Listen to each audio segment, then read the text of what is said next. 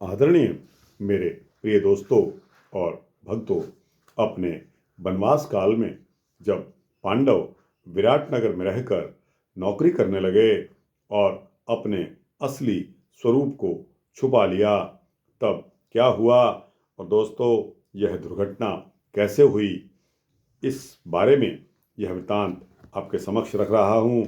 महाभारत का बहुत ही सुंदर वृतांत है दोस्तों, जिसमें अब पांडवों द्वारा वायोलेंस में शामिल होना उनको पड़ता है।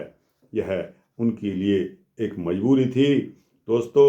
जब एक दिन की बात है कि वहाँ विराटनगर की रानी सुदेशना का भाई कीचक राजा से मिलने के लिए रानिवास में अपनी बहन से मिलने गया, तो कीचक की दृष्टि द्रौपदी पर पड़ गई।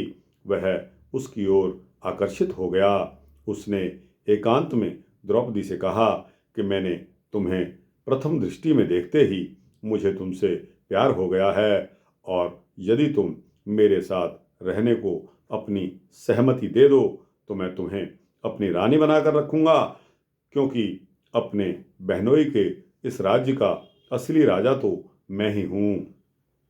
कीचक की ऐसी बात को सुनकर द्रौपदी को क्रोध आ गया और द्रौपदी बोली कि नीच, अपनी जिह्वा पर लगाम लगा।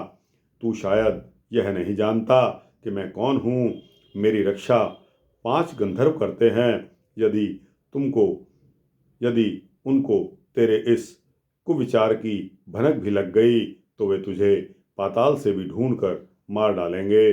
द्रौपदी के इस प्रकार तिरस्कृत होकर कीचक ने अपनी बहन से कहा कि वह किसी बहाने से द्रौपदी को उसके निवास पर भेज दे। इसके पश्चात आगे कीचक उसे स्वयं संभाल लेगा। यद्यपि सुदेशना यह जानती थी कि उसके भाई का हठ अनुचित है, परंतु फिर भी वह उसकी बात मानने के लिए विवश थी। वह जानती थी कि उसके राज्य की व्यवस्था का सारा दारोमदार कीचक पर ही है। वह उसे नाराज नहीं कर सकती थी। इसलिए रानी ने बहाने से द्रौपदी को कीचक के निवास पर भेज दिया। द्रौपदी के वहां पहुंचने पर कीचक ने उसे चतुराई से पकड़ने की कोशिश की, लेकिन द्रौपदी पहले से ही सावधान थी। उन्होंने उसे धक्का दिया और भाग खड़ी हुई। वहां से भागते हुए द्रौपदी राज दरबार में जा पहुंची। कीचक भी उसके पीछे उसे पकड़ने के लिए दौड़ रहा था। उसने राजा के सामने ही उन्हें आ दबोचा।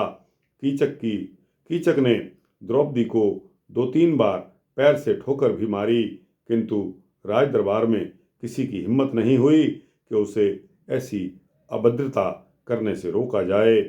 अपमानित होकर द्रौपदी भीम के पास पहुंची और उन्हें सारी व्यथा कथा कह सुनाई। दोस्तों, ऐसा सुनकर भीम की आंखें क्रोध से लाल हो गई और वे उसी क्षण कीचक का वध करने के लिए उद्यत हो उठे, किंतु ऐसा सोचकर कि द्रौपदी संयत हो गई, उन्होंने भीम को समझाया कि हमें कोई भी ऐसा काम नहीं करना चाहिए जिससे हमारी गोपनीयता का सबको पता चल जाए और हमारे अज्ञातवास पर कोई आंच आ जाए। भीम शांत होकर इस पर सोचने लगे। फिर उन्होंने द्रौपदी को अपनी योजना बता दी। वे बोले कि द्रौपदी, तुम कीचक के प्रति थोड़ी विनम्रता से पेश आना और उसका विश्वास जीतने का प्रयास करना। जब वह तुम पर विश्वास कर लेगा तो एक दिन अर्धरात्रि को उसे संगीत कक्ष में मिलने के लिए कह देना। द्रौपदी कीचक के साथ सामान्य व्यवहार करने लगी।